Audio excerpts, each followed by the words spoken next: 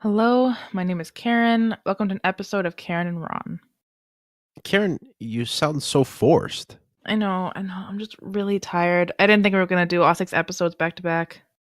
All right, do you just want me to play the music then? Okay, I'll play the music.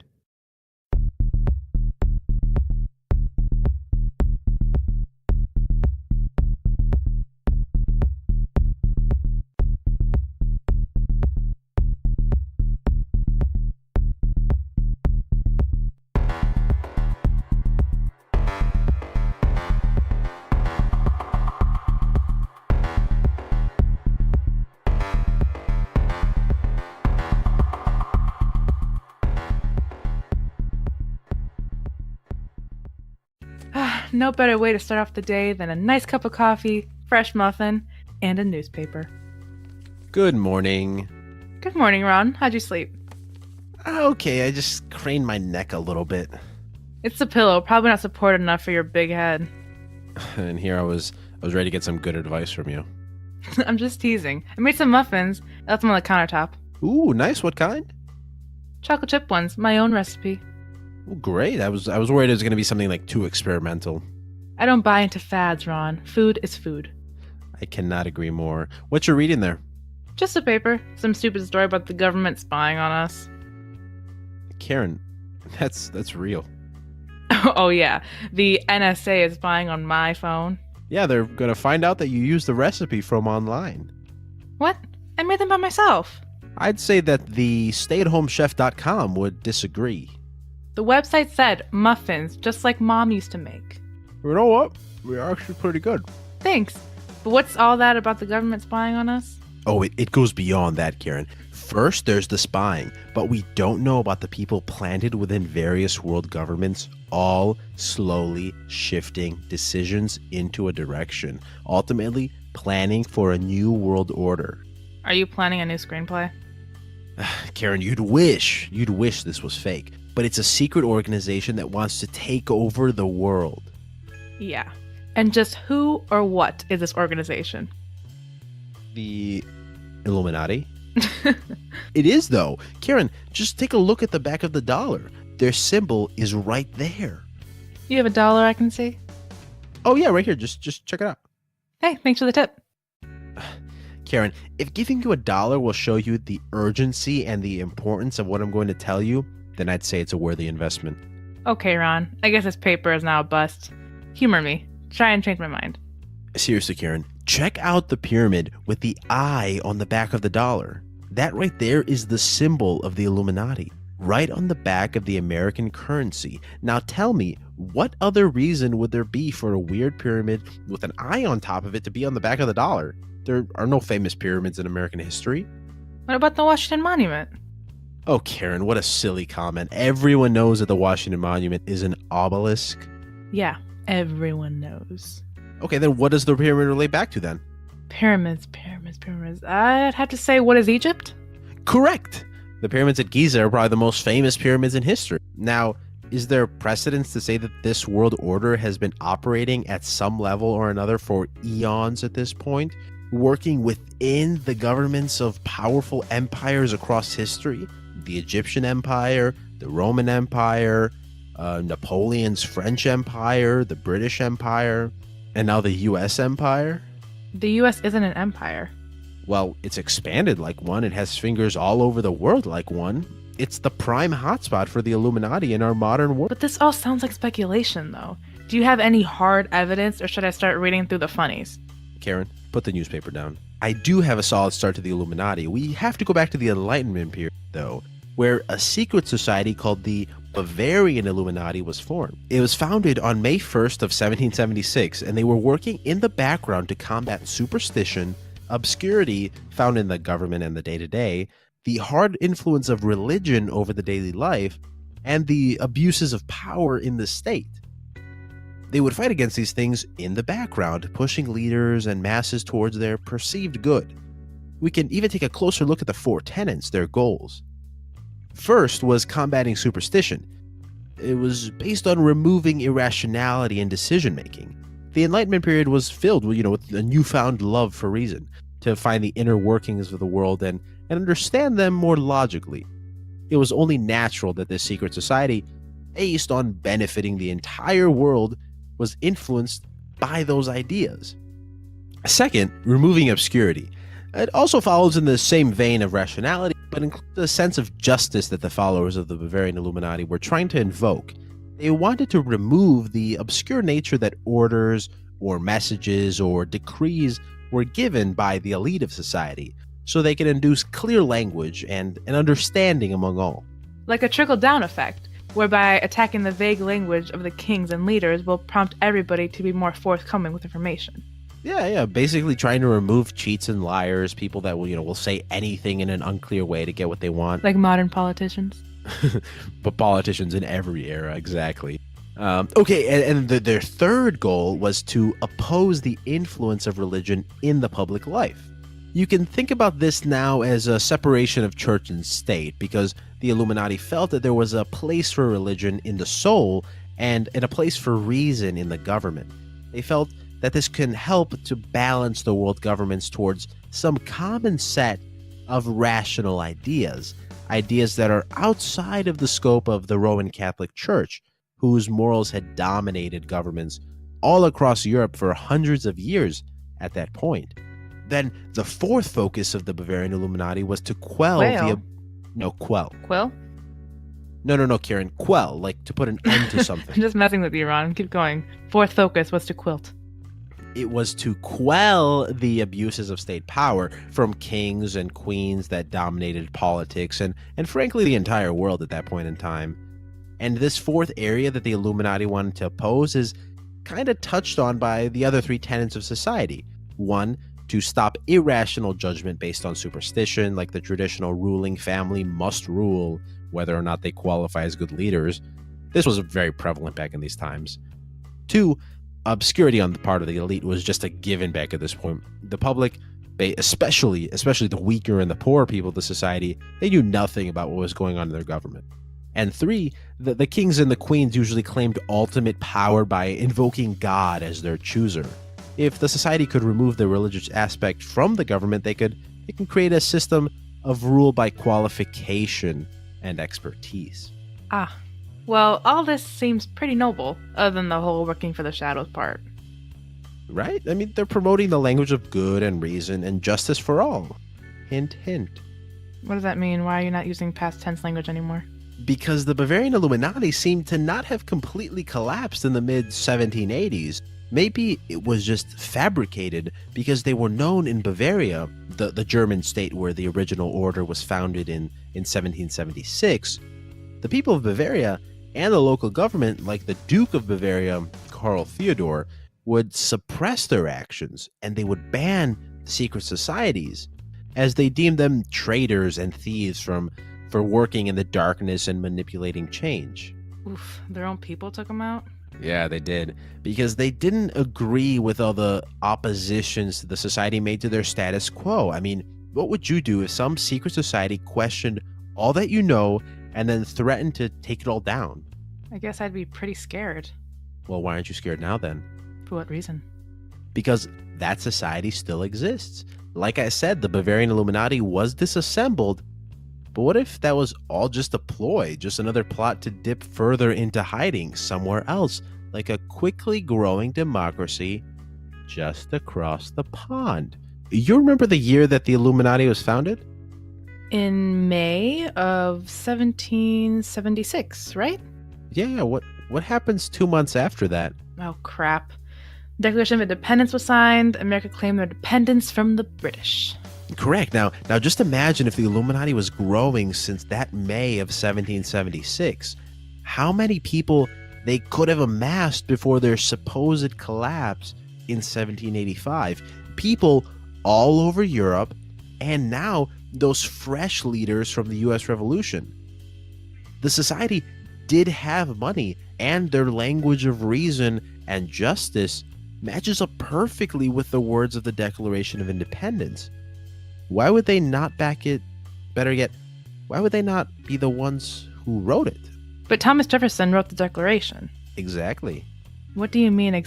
Oh, okay, yeah. Uh-huh. I am saying that the document that founded America and laid down the principles that we all hold dear, principles, by the way, that would influence other revolutions all around the world, would be designed by someone within the society. I said that the Bavarian Illuminati theoretically collapsed in 1785, right? What is thought, however, is that the people of that initial group incorporated themselves into a long-standing society called the Freemasons, who trace lineage back to the 1400s, the stonemasons and the free workers of times. The Freemasons are a group that follows a specific set of morals and values that they distribute those ideas through allegories and symbols of the craftsman, like a level. If you look at their logo, it's literally a square and compass. What these symbols are associated with is the betterment or the building of the self and things like that. It's their way to teach their morals, basically. The most important part of the Freemasons in our discussion is that they frown upon discussion of religion or politics in their meetings because their code must be followed in the gatherings they call the Lodge. How does that play a role in the Illuminati, though? They're all talking about religion and government. That's just it. Who would suspect a secret society like that to find itself within an organization that follows a strict guideline against talking about those two major topics? It's the perfect cover-up. Now, if we go back to Thomas Jefferson and to the Declaration, we can see that if not actually a Freemason, because there isn't really hard evidence that he was one, Jefferson was heavily influenced by Freemasons, like George Washington, James Monroe, and Benjamin Franklin. So even if Jefferson was not a Freemason/Illuminati man, he was definitely influenced by being around the language of that group from those people. You hit the nail on the head, and that's what we've been saying all along. The Illuminati manipulates people and governments all across the world. You have the biggest example right here. And then this leads us right into the discussion of the New World Order. Because, as I said, the Declaration of Independence is the American way of life. It's our motto: life, liberty, and the pursuit of happiness, our unalienable rights. This language is so extremely important for revolutions that would come after and are still happening today. Revolutions in which people fight for their unalienable rights, as laid out clearly by Jefferson. After the American Revolution, there was the French Revolution, which occurred in 1789 and took all of France, along with its colonies, and threw it upside down.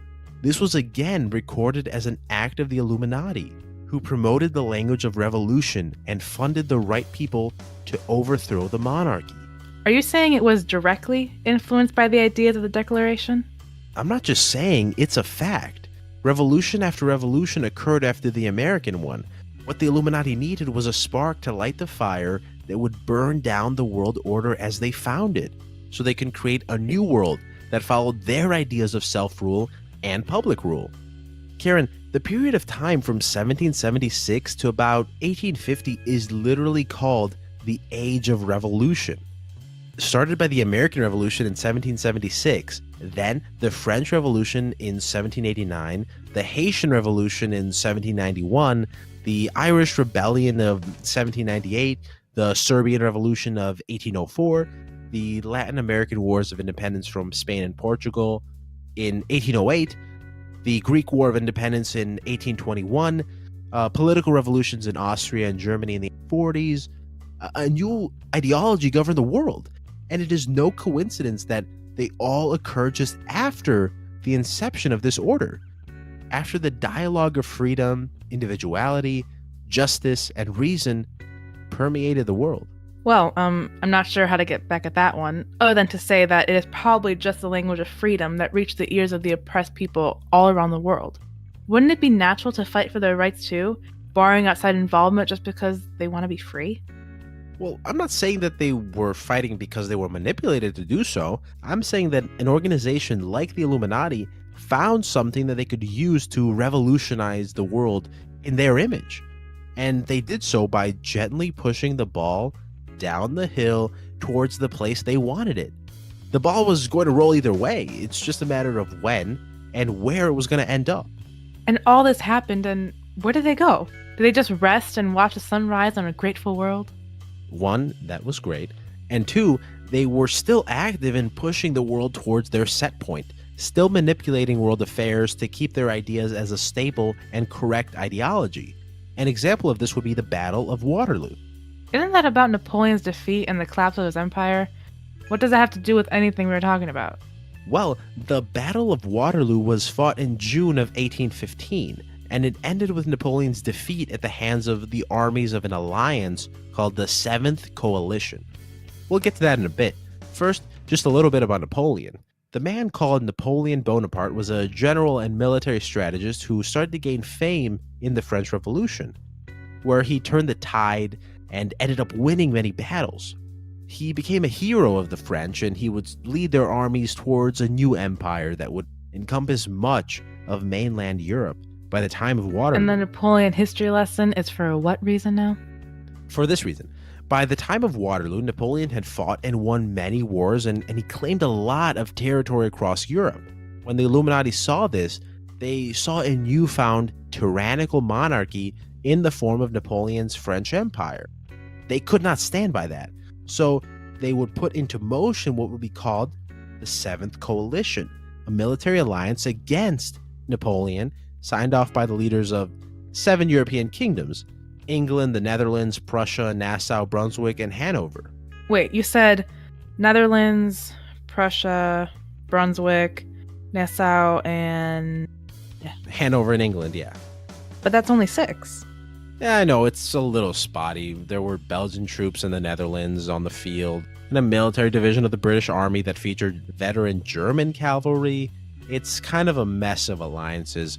Either way, a lot of people didn't care much for Napoleon, and they defeated him finally in June of 1815, and ended his reign as general of the French armies. This marks another event that was promoted by the actions of the Illuminati to force the tides against wholesale change of the world, playing behind the scenes to turn all those people that disliked Napoleon towards the same side. And this comes soon after the revolution that was inspired to create a free government for the French people during the revolution. But again, can't you just say that these are all coincidences? That they are just that, a bunch of people that believe in the same thing and work towards that thing. Like in all the revolutions you mentioned, and at Waterloo. You might just be putting a name on something that just happened, with no outside manipulation. Sure, we can cry coincidence, Karen, but it's a catch-22. You cannot disprove that notion, and you cannot factually prove it either. The important thing here is that if the Illuminati works, then you will never know that they are there. It's only an instance where they fail, like when they were suppressed by the government of Bavaria in their early days, that they are exposed as a secret society. In the years after that, through many revolutions, political disputes, globalization of issues, they've gotten better at hiding and playing from the shadows. So they influence things today, constantly, and we just can't tell that they exist? Precisely. It was in the original doctrine of the Bavarian Illuminati that said, quote, "The order of the day is to put an end to the machinations of the purveyors of injustice, to control them without dominating them." End quote. In modern terms, to stop injustice by moving the world towards the correct way of thinking and allowing them to understand why that thinking is correct, because they don't agree with tyranny. So now our way of thinking is correct then? I'd assume so. You know what happens when you assume, Ron? You fall into the trap of thinking that you're in a stable state when in fact you're not. And incoming is a serious issue or task that would otherwise be inconsequential, but now, upon assumption, becomes something to obsess over, and slowly you revolve around that obsession, eventually finding nothing in your life other than that thing. Yeah. That's what I was thinking too. Yep. Mm-hmm. Oh, great. I think I'm gonna get back to the funnies now. You've got anything else to tell me about the New World Order or any secret society? Well, I think I pretty much covered it all, except I never asked, do you believe me?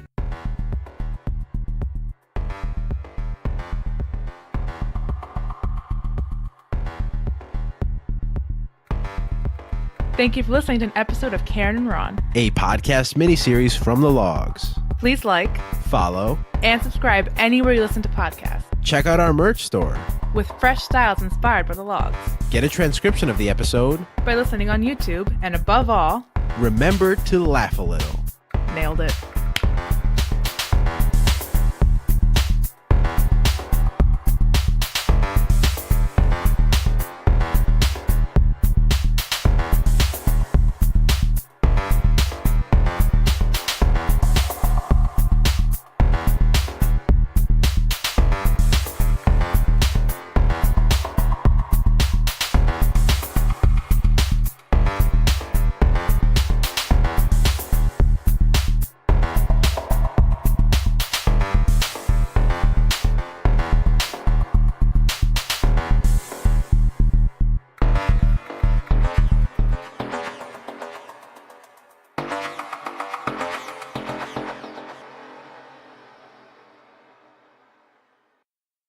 Because the Bavarian Illuminati, Okay. it was like at that moment I just reversed puberty.